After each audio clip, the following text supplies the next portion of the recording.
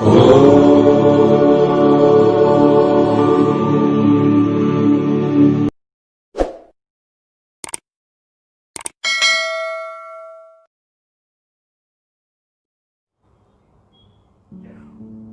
Padmashri YouTube channel की founder, organiser और मालिक मेरी बेटी पूनम जेठवा और श्री अमित खत्री का मैं धन्यवाद करता हूं कि उन्होंने जिस सुबह से जो काम कर रहे थे उसको आगे बढ़ाने के लिए वैज्ञानिक सत्यों और तथ्यों पर आधारित एक सीरीज शुरू की है, जिसमें उन्होंने मुझे यह मौका दिया है। तो मैं उनका धन्यवाद करता हूं और प्रार्थना करता हूं कि ब्रह्मांड की वैश्विक चेतना शक्तियाँ जो हैं वो उनके कार्य को हमेशा दिन दुगुना रात चौगुना जैसे बोलते हैं उतना फैलाए और ज़्यादा से ज़्यादा लोगों को उनकी जो सीरीज चलती है, जो प्राचीन मंदिरों के हैं, चमत्कारिक मंदिरों के हैं, उसकी जो वीडियोस हैं, सत्संग की जो वीडियोस हैं और ये जो नई सीरीज़ की वीडियोस है वो ज़्यादा से ज़्यादा लोगों तक, आप सभी मेरे आत्मीय स्वजनों तक पहुँचे और यही मेरे स्वजनों और उनके कई स्वजनों को, जिनको वो जानते हैं उनको भी और जो नहीं जानते हैं उनको भी एक शुभ भाव से शेयर करें। तो शायद हम तीनों ऐसा समझेंगे कि हमारा जो प्रयास है वो प्रयास में आपने भी हमें सहयोग दिया है और उससे और ब्रह्मांड की वैश्विक चेतना शक्ति सकारात्मक होगी और उनका जो मिशन है और मेरा जो मिशन है, सुख, शांति, समृद्धि, सफलता और आनंद, उसके लिए क्या क्या मूलभूत ज़रूरियात है और उसको फॉलो कैसे करना, वो ज़्यादा से ज़्यादा लोगों को जानेंगे। और जैसे जैसे ब्रह्मांडीय चेतना शक्ति बढ़ती जाएगी वैसे हमारा तो कल्याण अवश्य होने वाला है, इतना लिख के रखो। तो मैं आप सबसे प्रार्थना करता हूँ धन्यवाद के भाव के साथ कि आप इस चैनल को ज़्यादा से ज़्यादा शेयर करो, ज़्यादा से ज़्यादा लाइक करो। लेकिन इसके साथ एक दूसरी भी चीज़ है कि हमारे वीडियो रेगुलर आप तक पहुँचे, इसके लिए उसे सब्सक्राइब करो तो वो सबसे बढ़िया काम होगा आपके लिए, हमारे लिए। और हमारी चैनल के भीतर आप जो भी कमेंट्स लिखना चाहते हैं वो आप खुशी खुशी कमेंट करेंगे, तो आप जो चीज़ जानना चाहते हैं उस लिए हम आपको आपके नंबर पे सामने से कांटेक्ट करेंगे। आप पूछ सकते हैं कमेंट करके कमेंट बॉक्स में। तो ये सारी चीज़ें आप ज़्यादा से ज़्यादा फॉलो करेंगे, ऐसी मेरी हमारी ओर से एक प्रार्थना है, एक अभ्यर्थना है।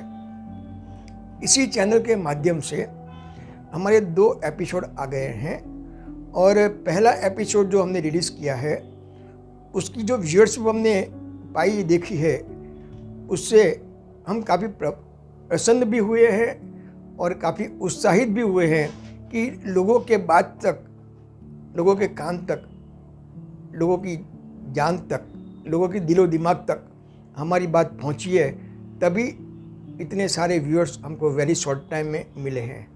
और उम्मीद रखता हूँ इससे भी ज़्यादा व्यूअर्स हमें और शॉर्ट टाइम में मिलते जाएंगे। मेरे अगले 2 एपिसोड जिन्होंने न देखे हैं उनको भी मैं प्रार्थना करूँगा कि वो भी सुन लेवे और शेयर करें।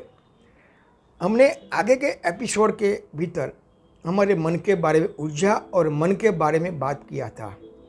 तो मन जो है, जिसको हमने टेक्निकल लैंग्वेज में satellite, search engine, server, receiving, processing, transmitter centre की जो उपमा दी है उसके साथ कंपेयर किया है, वो भी आप स्वस्थता से, निष्पक्षता से सोचना।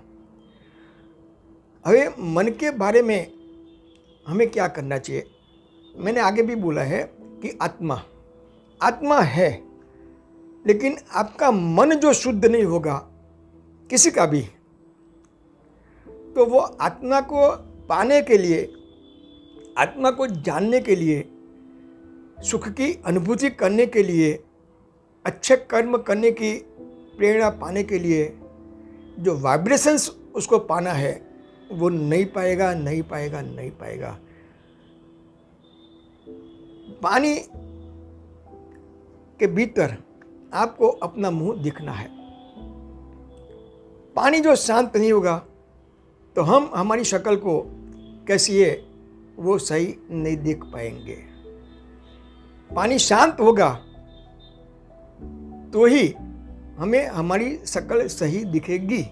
तो आत्मा शुद्धात्मा है, आत्मा शुद्धात्मा है। शुद्धात्मा को आपको देखना है तो हमारा मन भी शुद्ध चाहिए, हमारा मन भी शुद्ध चाहिए। तो अभी हम मन को कैसे ट्रेन करना, उसके जो प्रैक्टिकल और थियोरिटिकल जो रास्ते हैं उसी के बारे में आज इस पे बात करेंगे। हमने हमारे घर में कोई कुत्ता पाला है, बिल्ली पाली है, पिंजरे के भीतर पोपट को रख दिया है। हम हमारी इच्छा के अनुसार वो लोगों के मन को ट्रेनिंग करने की अथाग मेहनत करते हैं। पप्पू पप्पू बोलते हैं, चू चू करते हैं, पुपू करते हैं, लेकिन कोई भी इंसान ने मैक्सिमम बात करें तो कभी अपने मन को ट्रेन करने के लिए सोचा है? घर में बच्चा भी पैदा हुआ है, उसको भी ट्रेनिंग देते हो, तो क्या हमने हमारे बारे में कभी ट्रेनिंग लेने का सोचा है? अधिकतर लोगों ने शायद कभी अपने मन से बात करने का नहीं सोचा होगा। तो मैं सबसे पहले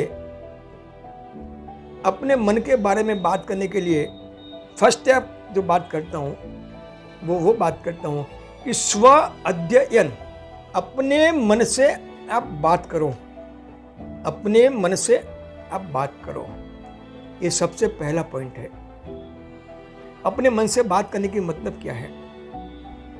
डेली 10 मिनट आप आराम से कहीं भी बैठो, रिलैक्स होके, न्यूट्रली, साक्षी भाव में। जीना भी साक्षी भाव में है, काम करना भी साक्षी भाव से है।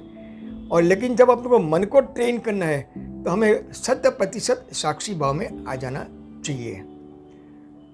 हो सके तो डेली करो, नहीं हो सके तो हफ्ते में करो, 15 दिन में करो, महीने में करो, लेकिन स्व अध्ययन का समय निकालना ये सबसे बड़ी ज़रूरी है। हम स्वाध्याय करते हैं, पूजा पाठ करते हैं, ज़रूरी है, लेकिन इसके साथ साथ जो हम स्व अध्ययन करने की एक प्रैक्टिस करेंगे, अभ्यास करेंगे, तो हम हमारे जीवन में काफ़ी बदलाव लाने के जो बेसिक स्टेप है, फर्स्ट स्टेप, उस पर चढ़ के आगे बढ़ने के लिए उसको नींव की ईंट बनाना बहुत ज़रूरी है। तो उसमें करना क्या है? हम स्वाध्ययन करते हैं, कैसे ज़्यादा पैसा कमाए, कैसे ज़्यादा मेहनत करें। आज मैं कई सालों से देख रहा हूँ कि बिना स्व अध्ययन किए हुए आदमी जितना भाग रहे हैं कि उनको जो सफलता मिलनी चाहिए वो सफलता शायद मिलती है तो जितने प्रयास किए हैं उसके अनुसार जो मिलनी चाहिए नहीं मिलती है। जितना इन्वेस्टमेंट किया है वो इन्वेस्टमेंट के हिसाब से रिटर्न नहीं मिलता है। क्यों? कि उनका मन शांत नहीं है। अच्छा क्या है, बुरा क्या है, वो हमें नक्की करना है।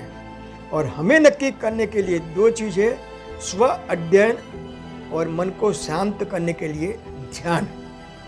अभी स्व अध्ययन के लिए कुछ टॉपिक देते हैं, 8, 10, 12 टॉपिक है जो साइंटिफिक है। क्योंकि हम मन में भी कुछ सोचते हैं तो उसकी वाइब्रेशनल फ्रीक्वेंसी पैदा होती ही है, चाहे तुम समझो या न समझो, कोई समझे या न समझे। लेकिन साइंस ने ऐसे ऐसे इंस्ट्रूमेंट्स बनाने के प्रूव किया है कि तुम कुछ सोचोगे किसको पता नहीं चलेगा, तुम बोलते हो किसको पता नहीं चलता है, लेकिन ब्रह्मांड की वैश्विक चेतना शक्ति की वहाँ रिकॉर्डिंग होती है आपने जो सोचा है उसकी, और उसी वाइब्रेशन के हिसाब से आप शायद उसकी तीव्रता के हिसाब से आपकी फ्रीक्वेंसी भी चेंज कर सकते हो, दूसरों की भी फ्रीक्वेंसी चेंज कर सकते हो। तो स्व अध्ययन करने में से बहुत फ़ायदा होता है। तो उसमें कुछ नियम हैं कि डेली जब भी आप बैठो, जैसे भी बैठो, तो पहले आप सोचो कि आज मैं क्या बोला, कुछ पॉइंट्स लो उसमें से, क्या किया, क्या सोचा, ऐसी जो चीज़ है बोलने की, सोचने की और करने की, पूरे दिन में जो भी किया उसमें से अपनों को जो भी याद आता है ऐसे 2-4 पॉइंट ले लो और न्यूट्रली सोचो कि ये मैं सोचा वो कितना अच्छा है, ये मैं बोला वो कितना अच्छा है, ये मैं जो किया वो कितना अच्छा है, उसका रिजल्ट मुझे क्या मिला, उसका रिजल्ट मुझे क्या मिल सकता है। एट प्रेजेंट कभी नहीं भी मिल सकता है, लेकिन क्या मिल सकता है वो भी हमें सोचना चाहिए। तो ये सबसे पहली चीज़ हुई। और जैसे जैसे आप इसका अभ्यास करते जाओगे, आप आपके जीवन में बदलाव पाने के लिए सक्षमता प्राप्त करते जाओगे। और जैसे जैसे आपकी ये सक्षमता बढ़ती जाएगी, ऐसे आपको खुद को लगेगा कि ये मुझे करना बहुत पहले से ज़रूरी था। तो कुछ देर हुई है, अभी उसको शुरू कर दीजिए और आपको लगेगा 15 दिन, महीने, 2 महीने के बाद कि नहीं, मेरी ज़िंदगी में बदलाव आ रहा है। और आप दूसरों के साथ सजेस्ट कर सकते हैं कि इसका पालन करो। ये सबसे पहली बात हुई। दूसरी जो ऊर्जा रूपांतरों के नियम है, उसमें जो पॉइंट्स आते हैं सकारात्मक ऊर्जा पैदा करने के लिए, जो हमारे जीवन में बहुत ज़रूरी है। तो उसमें सबसे पहले चीज़ आती है forgive and forget. Forgive and forget. हम इंसान हैं, इंसान के भीतर सब कुछ है। मोह है, माया है, क्रोध है, लोभ है, सब कुछ है। जो नहीं होते तो हम शायद ईश्वर हो जाते, भगवान हो जाते हैं। लेकिन इसकी भी एक लिमिटेशंस रखनी चाहिए। हम किसी को माफ़ नहीं कर सकते हैं, हम किसी की गलती को भूल नहीं सकते हैं। हम उसको दिमाग के भीतर स्टोर कर करके छोड़ते हैं। और जब कोई चीज़ स्टोर होती है तब वो हमारे दिमाग के अंदर एक नकारात्मक ऊर्जा का सर्जन करती है, जो हमें इमीडिएटली पता नहीं चलती है। एक कचरादानी पड़ी है, कचरादानी में आज कचरा डाला, कल डाला, परसों डाला, तो शायद एक दिन ऐसा आएगा कि कचरादानी खुद सड़ जाएगी। तो हमने हमारे मन को ये फॉरगिव और फॉरगेट की जो आदत है उसको हम फॉलो नहीं करते हैं। और कभी कभी कई लोगों की एक आदत होती है कि दिमाग में जितना कूड़ा कचरा भर बनना है तो भर लेवे। मेरा एक सेमिनार था पूना के भीतर, 450-500 आदमी थे। तो मैंने हंसी मजाक में एक बात बोली मेरे प्यारे स्वजनों को कि मैंने बाहर 2 आदमी खड़े रखे हैं।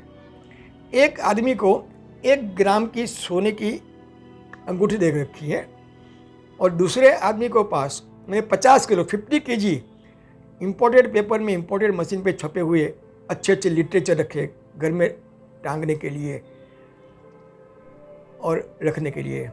अब घर के भीतर जैसे भी जाओ तो जो सोने की अंगूठी है 1 ग्राम की, वो आप डस्टबिन में डाल देना, डस्टबिन पहले आएगी। और जो 50 किलो पस्ती है उसको आप अलमारी में, सेफ में छोड़ के उसको लॉक एंड की कर देना। जैसे जैसे लोगों को समझ पड़ते गई, लोगों ने मुझे रोका, काका जी क्या बोल रहे हो, अंगूठी तिजोरी में रखने की है और पस्ती बाहर रखनी है, आपने उल्टा क्यों बोला। मैंने बोला मेरे प्यारे स्वजनों, ये सोचो हम मन के भीतर क्या बढ़ते हैं, क्यों बढ़ते हैं। क्योंकि हमारे पास फॉरगिव करने की और फॉरगेट करने की क्षमता नहीं है, जो बिल्कुल ज़रूरी है। उसको भी डेवलप करना है, उसको भी डेवलप करना है। जो अच्छा काम है उसको याद रखो। हम तो बुरा बुरा सोचते हैं कि इसने मेरा ये किया, इसने मेरा, और तुम्हारा मन उसी वाइब्रेशंस के भीतर और नए वाइब्रेशन के साथ जुड़ जाएगा, क्योंकि वो पैदा करेगा नहीं। अब जो पैदा करना चाहते हो, मैंने पहले भी एक एपिसोड में कहा है कि we are the co creator of the creator, we are the co creator of the creator. तो हमें पैदा करते हैं, हमारे भीतर भी एक क्षमता पड़ी है जो हमारे मन के माध्यम से होती है। तो सबसे पहले ये 2 चीज़ को हमेशा फॉलो करने का मैक्सिमम प्रयास करो। मैं कभी आपको नहीं बोलूँगा कि आज से शुरू कर दो, 100% करो, ये भी नहीं बोलूँगा, लेकिन आप प्रयास करेंगे निखालसता से, निष्पक्षता से, और जितना हो सके उतना ज़्यादा। तो और ये जैसे जैसे करते जाओगे आप आपकी ज़िंदगी में बदलाव लाने का जो स्टेप्स चल रहे हो उसमें कुछ आगे बढ़ रहे हो। फॉरगिव एंड फॉरगेट के बाद और चीज़ आती है, हम सबसे अपेक्षा रखते हैं। क्यों क्यों अपेक्षा रखते हैं? रखो, अपेक्षा रखना गुनाह नहीं है, आसक्ति रखना गुनाह नहीं है, होनी चाहिए, क्योंकि हम इंसान हैं। इंसान अपेक्षा मुक्त और आसक्ति मुक्त नहीं होगा, ये नहीं हो सकता है। लेकिन उसको कम करो, उसको कम करो। और अपेक्षा रखने के बाद समझो तुम्हारी अपेक्षा पूर्ण न हुई तो आपको जो दुख लगता है वो दुख न लगे, दुख की अनुभूति न हुए, क्योंकि वो दुख एक नकारात्मक ऊर्जा का सर्जन करेगा। और एक नकारात्मक ऊर्जा कितनी नकारात्मक ऊर्जा पैदा कर सकती है, दैट वी कैन इमेज और कैन नॉट जज। तो अपेक्षा रखो, लेकिन अपेक्षा पूर्ण न हो तो दुख न लगे, ऐसे हमें हमारे मन को तैयार करना है। दूसरी बात है आसक्ति। परिवार में है, आसक्ति सबसे होनी चाहिए, अटैचमेंट होनी चाहिए, लेकिन कैसी attachment? Attachment with the detachment, attachment with the detachment. कमल का फूल कितना प्यारा है, कितना मोहक है, माँ भगवती माँ लक्ष्मी के चरणों में चलता है, लेकिन जल में रहता है, कादव में रहता है, कीचड़ में रहता है, तो भी वो उससे अलिप्त रहता है। तो अटैचमेंट विद द डिटैचमेंट, ये जो जीवन जीवोगे तो उसमें दो फायदा होगा, आपको दुख भी नहीं लगेगा और आप खुश रह पाओगे। लेकिन दूसरी एक चीज़ और बोलता हूँ, दूसरी चीज़ के लिए, हमारी बीमारियों की जो जड़ है, हमारी बीमारियों की जो जड़ है वो आसक्ति है।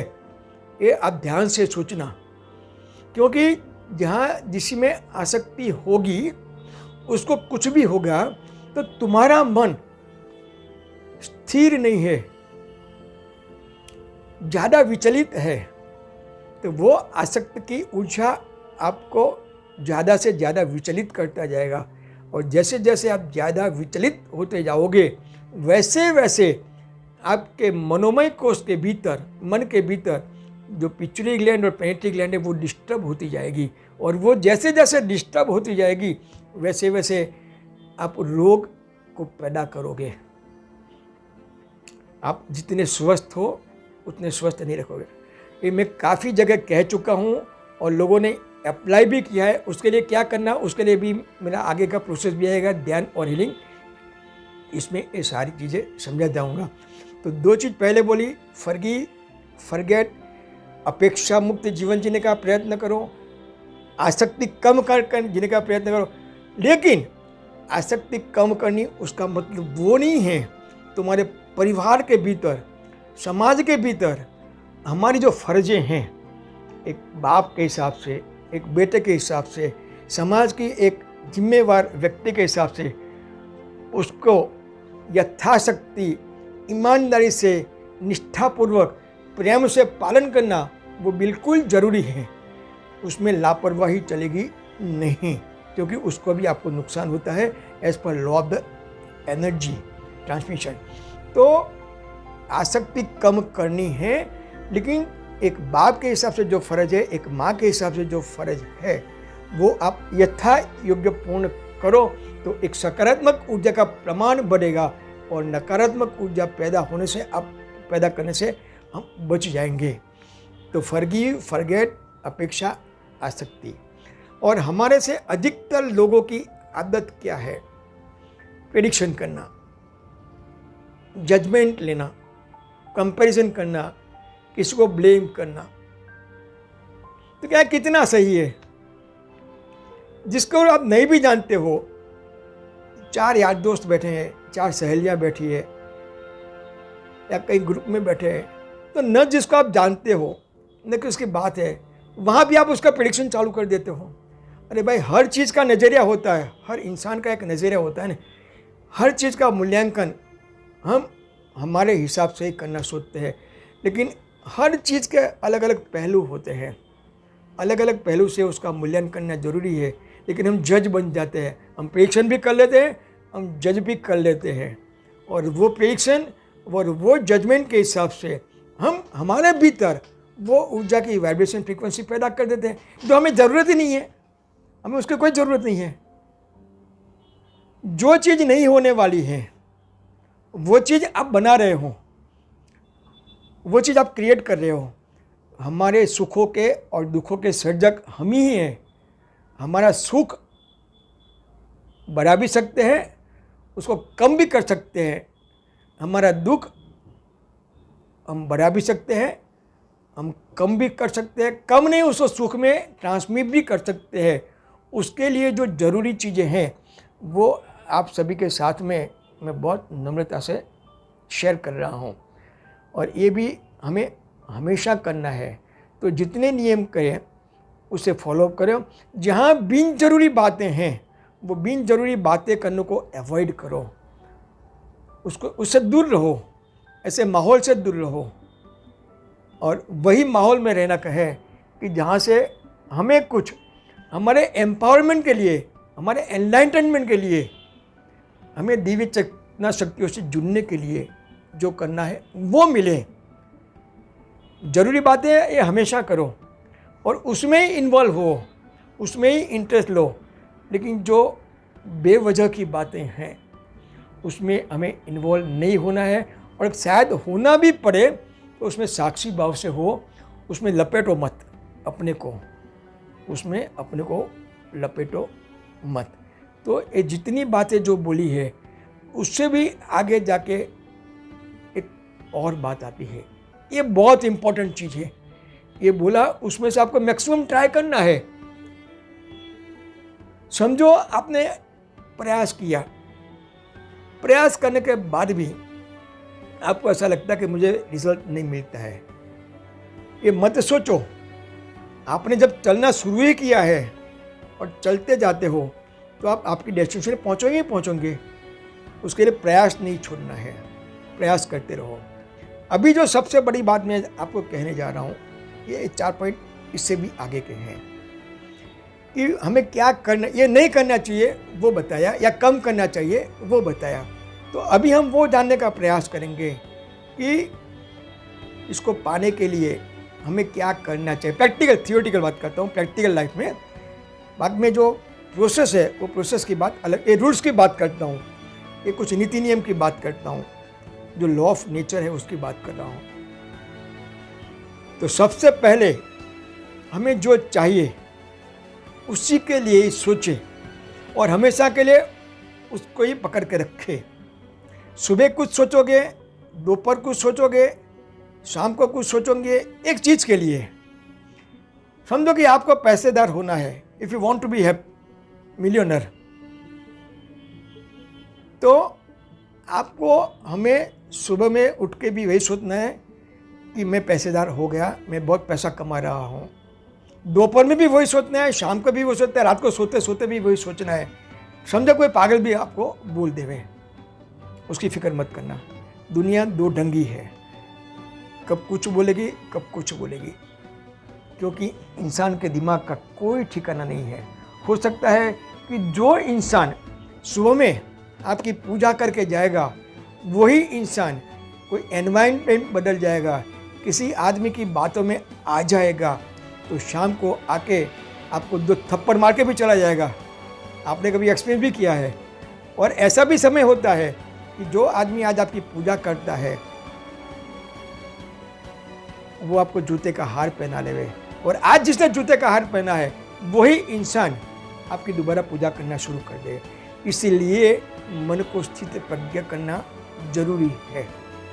किसी की बातों से, किसी से व्यवहार से हम जो विचलित हो जाते हैं वो विचलित हमें नहीं होना है, ये भी ध्यान में रखना। अभी मेन बात पे आते हैं कि आपको जो चाहिए, अच्छी रिलेशनशिप, अच्छे पैसे, अच्छा शरीर, अच्छा मकान, तो उसी के बारे में ही सोचो। ऐसा नहीं आप सुबह में काम पे जाते हो तब मन के अंदर एक नई ऊर्जा लेके जाते हैं। अभी मैं 1 महीने के अंदर ज़्यादा कमाऊँगा, 2 महीने में इतना कमाऊँगा, 3 महीने में इतना कमाऊँगा। और जब शाम को आप घर पे आते हैं, कहीं किसी दोस्त से बैठते हैं या परिवार में माँ बाप के साथ में या पति पत्नी के साथ में बैठते हैं, तो साला इतना भी मेहनत करके आया, कुछ नहीं मिला। कौन सी वाइब्रेशन फ्रीक्वेंसी आपने चेंज कर लिया? आपको पानी को एक जगह से दूसरी जगह जल्दी ले जाना है, तो आप क्या करोगे? पानी को घुमा घुमा के ले जाओगे, पानी को ऑब्स्टेकल करके ले जाओगे, हर्डल्स लगोगे कि पानी छोटे छोटे छेद करके ले जाओगे या बड़ी नहर करके ले जाओगे? Flow should be consistence. Energy always flows, energy always flows as you direct, as we direct. ऊर्जा के वहन कराने वाले और करने वाले हम ही हैं, और वो हमारा मन है। उसकी क्षमता जितनी बढ़ेगी उतना उसका फोर्स बढ़ेगा, उतना टाइम कम जाएगा। तो ये नियम ध्यान में रखो कि जो चाहिए उसी के लिए ही सोचो और उसी के लिए ही बोलो, और उसी के लिए ही बोलो। पैसा चाहिए तो चाहिए, यह सोचो। मैं मेहनत करता हूँ और मेहनत करता रहूँगा और पाऊँगा, ये बोलो। और उसके लिए जो योग्य प्रयोग है, प्रयास है, वो निरंतर करें। ऐसा नहीं है कि आपने बोल दिया, सोच लिया कि मुझे ज़्यादा से ज़्यादा पैसा कमाना है, और पूरे दिन भर टीवी के सामने रिमोट लेके पिक्चर देखो या न्यूज़ देखो, तो क्या हो सकता है? कुछ करना नहीं है। तो करना भी है योग्य कार्य, जिसको बोलते हैं योग्य कार्य। तो इसके लिए प्लानिंग की ज़रूरत है। और प्लान कौन करेगा? तुम्हारा मन ही करेगा। तो मन को भी शांत रखना है। कहीं भी जाओगे, जिसने वेदों की वाणी पढ़ी है उनको मालूम होगा कि हमारे वेदों में लिखा हुआ है कि मन ही करता, मन ही भोगता। हमारा सुख और हमारा दुख, हमारा स्वर्ग और हमारा नरक कहाँ पे है? कभी सोचा? मकान में सुख है, गाड़ी में सुख है, पत्नी में सुख है, बच्चों में सुख है। ये तो बहुत कॉमन चीज़ है, ये बहुत कॉमन चीज़ है। ये मैं आपको इसलिए दोहरा रहा हूँ कि लोग इसके पीछे भागते हैं। भागना चाहिए, भागना चाहिए। मैं बोलता हूँ डबल भागो डबल भागो, मत रुको। लेकिन ये सारी चीज़ें नहीं मिलती है, या तो जब उसका अस्तित्व नहीं रहता है, तो आपका मन स्थिर रहना चाहिए, विचलित नहीं होना चाहिए। और उसके लिए ही ये सारी चीज़ें एक ओम पद्मश्री के माध्यम से, उनकी यूट्यूब के माध्यम से आपके पास लाने का एक नम्र प्रयास उनका और मेरा एक संयुक्त प्रयास है। और ऐसा माहौल भी होना चाहिए।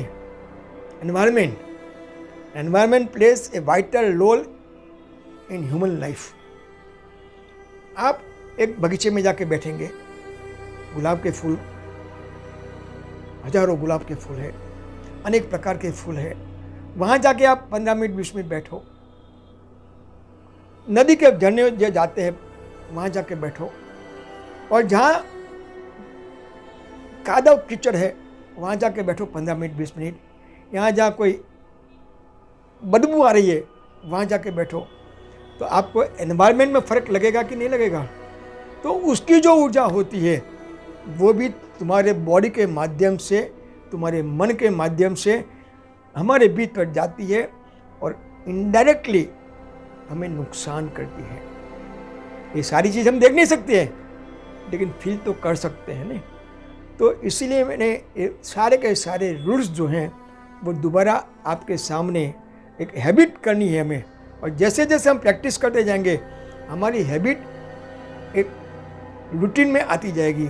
और जैसे जैसे एक रूटीन बनता जाएगा हमारा एम्पावरमेंट ज़्यादा होता जाएगा। और जैसे जैसे हमारा एम्पावरमेंट ज़्यादा होता जाएगा वैसे वैसे हम हमारी लक्ष्य की प्राप्ति के लिए, हमारी गोल के करीब पहुंचने के लिए काबिल होते जाएंगे। और जैसे जैसे काबिलियत हो जाएगी वैसे वैसे हमारा लक्ष्य पाते रहेंगे। लेकिन हमारे मन की एक और भी मजबूरी है, लालच और लोभ।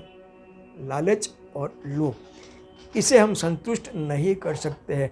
लेकिन मैं दावे के साथ कहता हूँ कि जो तुम्हारा मन ये सारी चीज करने के बाद चित्त प्रज्ञ होता जाएगा, तो आपके लोभ और लालच के पीछे जो भागने की आदत है वो कम होती जाएगी और उसको नेचुरल वे से होने के लिए आप प्रयास करोगे। पागलों की तरह उसके पीछे नहीं भागेंगे हम। ये सारी जो बातें हैं वो प्रैक्टिकल हैं। तो ये जो कुछ नियम्स बनाए हैं कुदरत ने, मैंने नहीं बनाए, मैं कोई बनाने वाला नहीं हूँ, तो उसको दोबारा मैं रिपीट करूँ तो क्षमा करना, फॉरगिव एंड फॉरगेट, अपेक्षा कम रखो, आसक्ति कम रखो। जैसे जैसे कम करते जाएंगे वो कम होती जाएगी, और जो कम न भी हो सके शायद, तो उससे जो दुख की अनुभूति है उसको कम होने दो, उसको स्टोर मत करो। प्रेजुडिस, प्रेडिक्शन, कंपैरिजन और जजमेंट, इनसे दूर रहें और हमेशा कंसिस्टेंसी से जो चाहिए उसी के लिए सोचो, उसी के लिए ही बोलो, उसी के लिए प्रॉपर काम करो और वैसे ही प्रॉपर एनवायरनमेंट में मैक्सिमम रहने का प्रयास करो। तो ये सारी चीज़ें आपकी ऑरा बढ़ाएगी। अब ये सब्जेक्ट आया ऑरा का, ये सब्जेक्ट आया ऑरा का। ब्रह्मांड की जो चेतना शक्तियाँ है, जो काम के लिए, पैसे पाने के लिए, पैसे भुगतने के लिए, अच्छे रिश्तों के लिए, वो ऑरा कैसे पैदा होती है, ऑरा क्या होती है। ऑरा में इंग्लिश में बोलते हैं biomagnetic field of the energy, biomagnetic field of the energy. हमने कभी मंदिरों में गए हैं, भगवान की प्रतिमा होती है, उनके पीछे उनका आभा मंडल होता है, और इस आभा मंडल अलग अलग कलर के होते हैं, गोल्डन कलर्स होते हैं, वाइट कलर्स होते हैं, ब्लू कलर्स होते हैं। तो ऑरा एक लेटेस्ट साइंस है, साइंस उसको प्रूव करने का, लेकिन ऑरा शब्द तो बहुत पुराना है, आभा मंडल शब्द बहुत पुराना है। हम कोई भगवान की प्रतिमा देखते हैं, मंदिर के फोटो देखते हैं, तो उनके भीतर भी, उनके पीछे भी एक आभा मंडल होती है। तो ये सारी चीज़ें हमारा खुद का एक आभा मंडल क्रिएट करता है, हमारी ऑरा क्रिएट करता है। और जैसे जैसे हमारी ऑरा बढ़ती जाएगी, तो जो हिसाब से जो ऑरा में जो फ्रीक्वेंसी एनर्जी की होगी, वही हम यूनिवर्स से खींच के हमारे भीतर लाएंगे। चाहे हमारे मन से, चाहे हमारे शरीर के अंदर भी इम्पैक्ट हो सकती है, हो सकती है। कभी आपने सोचा होगा कि आप किसी के साथ बैठे हैं और आपको घर में कितना भी काम है, घर से 5-6 टेलीफोन भी आते हैं, आप जाने का प्रयास भी कर सकते हो, लेकिन वो इंसान के पास एक कोई मैग्नेट लगा हुआ है ऐसा आपको लगता है। घर से फोन पे फोन आते हैं, दोस्त के फोन से फोन आते हैं, लेकिन आप उससे उठ नहीं सकते, उसको छोड़ नहीं सकते। उसका रीज़न आप वही, मुझे इंटरेस्ट है। इंटरेस्ट तभी है कि जब उसकी आवाज़ में कोई जादू है, उसकी ऑरा में कोई जादू है, वो ऑरा आपको खींच के रखते हैं, मैग्नेट के जरिए। और कभी ऐसा भी हो सकता है आप किसी के साथ खड़े हैं, 2 मिनट भी नहीं खड़े हैं, आपको कहीं कुछ काम भी नहीं है, तो आप 1000 बहाने निकालेंगे, मुझे यहाँ जाना है, यहाँ जाना है, यहाँ जाना है। क्यों? कि उसकी ऑरा एक ऐसी है जो आपकी ऑरा से शूट नहीं होती है, इसलिए आप भागने का प्रयास करते हो। तो ये सारी चीज़ें आपकी एक ऑरा, आपका खुद का स्वयं का एक आभा मंडल पैदा करेगी, और वही आभा मंडल जो आपने क्रिएट हुआ वही बनेगी, और वही ऊर्जा ब्रह्मांड के भीतर है, वो आपके भीतर आके आपकी ऑरा को और डेवलप करेगी। आपने जो सोचा है, जो किया है, उसकी ये ऑरा के बारे में जब बात करते हैं तो एक वैज्ञानिक पद्धतियाँ है जो वैज्ञानिकों ने अभी रिसर्च किया है। अभी ये बात करता हूँ तो रिसर्च के एक शब्द आ गया, वो शब्द की अपने एक बात कर ले। हम बोलते हैं रिसर्च किया, आइंस्टाइन ने ए रिसर्च किया, गैलीलियो ने ए रिसर्च किया, बिल गेट्स ने ए बनाया, जॉन बकर ने ए बनाया, 4G आया, 3G आया, ये रिसर्च हुई, हम इसको रिसर्च बोलते हैं। तो हमने कभी सोचा कि हम रिसर्च शब्द क्यों बोलते हैं? हमने कभी ये सोचा कि हम रिसर्च शब्द क्यों बोलते हैं? Search and research, search and research. तो हम तो रिसर्च रिसर्च रिसर्च ही बोलते हैं सदियों से, संशोधन किया, संशोधन किया। तो भाई उसका सर्च कौन करता है? वो सर्च कहाँ पे होती है? सर्च करता है collective harmonious consciousness of the universal frequency. वो जो एक है, क्रिएटर का एक जूथ है, वो उसको सर्च करते हैं। और वो सर्च करते हैं एक वाइब्रेशन के फॉर्म में, वो सर्च करते हैं एक वाइब्रेशन के फॉर्म में। वो स्पेस के भीतर आ जाते हैं, वो वाइब्रेशन की फ्रीक्वेंसियाँ स्पेस में आ जाती है, एनवायरनमेंट में आ जाती है।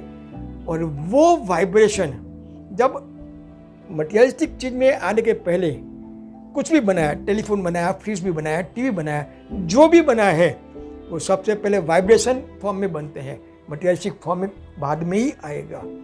तो वो वाइब्रेशन फॉर्म में जब बनेगा तो बाद में हमारी आर्य संस्कृति में एक स्तुति है माँ भगवती की कि या देवी सर्वभूतेषु प्रेरणा रूपेण संस्थिता, नमस्तस्यै नमस्तस्यै नमस्तस्यै। तो ये प्रेरणा क्या है? ये प्रेरणा क्या है?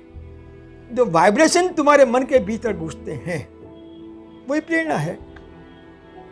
और कुछ नया करने के लिए या कुछ बनाने के लिए या कुछ सोचने के लिए आपको जो इंट्यूशन हुई है उसी के बारे में आप कंसिस्टेंसी सोचते जाओगे तो आपको उसको कैसे बनाना, कैसे काम करना, वो भी इंस्टीट्यूशन हो जाती है, प्रेरणा मिलती जाएगी। और उसमें ट्रायल एंड एरर करते करते आप कुछ ना कुछ बना लेते हो। जैसे चीज़ बन जाती है ऐसे हमारा जीवन भी बन जाता है ना, ऐसे हमारा जीवन भी बन जाता है। ये सारी इंट्यूशंस यूनिवर्स से आती है। And collective harmonious consciousness of the universe, they are the creator of this all the things in the space in the form of vibration and then in the materialistic world. ये research के बारे में थोड़ा बोल दिया। Aura की बात आई तो ऑरा भी तुम्हारी मेजर हो सकती है। ऑरा भी तुम्हारी मेजर हो सकती है कि तुम्हारी सकारात्मक ऊर्जा कितनी है, नकारात्मक ऊर्जा कैसी है। उसके लिए काफ़ी इंस्ट्रूमेंट्स भी मार्केट में आ चुके हैं। विज्ञान दिन प्रतिदिन नई शिखरें सर करके कौन से शिखर तक जाएगा, वो शायद हो सकता है कि एवरेज से भी ऊंची हो जाए। तो ये शिखरों का हमें ज्ञान होना जरूरी है, भले 100% नहीं, तो जो चीज़ हमारे लिए ज़रूरी है उसका ज्ञान, उसकी माहिती हमारे पास होनी चाहिए। तो ये ऑरा एक फोटोग्राफी के माध्यम से भी चेक हो सकती है, जिसको क्रिलियन फोटोग्राफी बोलते हैं। क्रिलियन, एक क्रिलियन फोटोग्राफी रशिया के भीतर एक साइंटिस्ट था, उसने उसकी रिसर्च किया है। उसका नाम क्रिलियन था, इसीलिए उसको क्रिलियन फोटोग्राफी बोली जा रही है। तो ये फोटोग्राफी में ऐसे कैमरास आते हैं जो तुम्हारे फ़ोटो लेते हैं और वो फोटोज़ के भीतर कलर्स आते हैं। उसको जब प्रोसेस करते हैं तो उसमें कलर्स आते हैं। तो उसका जो एनालिसिस होता है वो लेयर में जो कलर्स है उसके हिसाब से होते हैं। जैसे स्थूल बॉडी की जब करते हैं तो मैंने पहले भी बोला था कि हमारा जो प्राण शरीर है उसमें हमारे 7 चक्र हैं। उसका ज्ञान, उसकी माहिती, ज्ञान तो नहीं बोल सकता मैं, उसकी माहिती हम हीलिंग के एपिसोड में लेंगे। तो ये सारे जो कलर्स आते हैं इससे हम कितने पॉजिटिव है कितने नेगेटिव है उसका एक पता चल जाता है। जनरली हेल्थ के बारे में ऐसा कहा जाता है कि जो हेल्दी पुरुष है, मेल है, उसकी ऑरा की जो लेंथ होती है वो 2.6 मीटर से आइडल रहती है और हेल्दी वीमेन की 2.3 मीटर से। ये हेल्थ के बारे में है, एक मेजरमेंट है जो टेक्नोक्रेट्स ने, ऑरा टेक्नोलॉजी ने डिसाइड किया है। तो ये ऑरा फोटोग्राफी में अलग अलग कलर आते हैं, blue, white, black, green, golden, ऐसे सारे कलर। लाइट भी होते हैं, डार्क भी होते हैं, इंटेंसिटी उसकी बढ़ जाती होती है तुम्हारी एनर्जी लेवल के हिसाब से। तो ये ऑरा पर से भी जो हीलिंग करने वाले हैं वो ऑरा के कलर के हिसाब से या मनोमय कोष की जो ऑरा है उसके हिसाब से आपको सजेस्ट करेंगे कि आपको क्या करना चाहिए। तो मैं एक रिक्वेस्ट करना चाहती हूँ कि आप भी कभी कोई अच्छे ऑरा फोटोग्राफी से आपकी ऑरा स्कैन कराओ और बाद में वो जो ऑरा स्कैन करने के बाद में आपको जो रेमेडी अच्छी है वो दे तो उसका भी फॉलोअप करो। और समझो कि ऑरा स्कैन नहीं करा सकते फोटोग्राफी से, तो एक ऑरा स्कैनर भी आया है जिसमें सेंसर्स भी होते हैं और ऑटो मोड पे वो काम करते हैं। वो वाइब्रेशंस स्पेस से लेते हैं अकॉर्डिंग टू प्रोग्रामिंग, और वो आपकी ऑरा को, आपके चक्रों को, उसको स्कैन करके आपको परसेंटेज दे। लेकिन इसके लिए बहुत तजुर्बे वाला और निखारस आदमी होना चाहिए, करने वाला, तभी आपको उसका सही इन्फॉर्मेशन देगा। तो ये सारी चीज़ें जो हमने बनाई है, बताई आपको, वो एक शुभ भाव से हमारा एम्पावरमेंट कैसे हुए इसलिए बताई गई है, और इसको आप अधिक से अधिक लोगों तक फैलाएं, और आप भी जो नियम बताए हुए हैं इसको ज़्यादा से ज़्यादा फॉलो करने का प्रयास करें, ऐसी हमारी नम्र प्रार्थना है। आप सभी का धन्यवाद करना चाहता हूँ, लेकिन उसके पहले प्रार्थना करना चाहता हूँ कि हमारी इस चैनल को आप लाइक करो, शेयर करो, सब्सक्राइब करो, लेकिन इसके साथ में और एक बात भी है न कि कमेंट बॉक्स में कमेंट करना न भूलना, क्योंकि उससे आपको काफ़ी फ़ायदा हो सकता है। और जब भी कमेंट करें आपका नाम और मोबाइल नंबर डालोगे तो हम खुश होंगे कि जैसे हम कमेंट बॉक्स में जाके आपको कुछ गाइड करने जैसा लगेगा या तो आपको कुछ मार्गदर्शन जैसा लगेगा, तो हम अवश्य आपका संपर्क करने का प्रयास करेंगे। आप सभी का धन्यवाद। ओम शांति। सर्वमंगल मांगल्ये शिवे सर्वार्थ साधिके शरण्ये त्र्यंबके गौरी नारायणी नमोस्तुते। ओम शिवा ओम श्रीम। ओम ओम ओम ओम शांति। धन्यवाद। ओम शांति।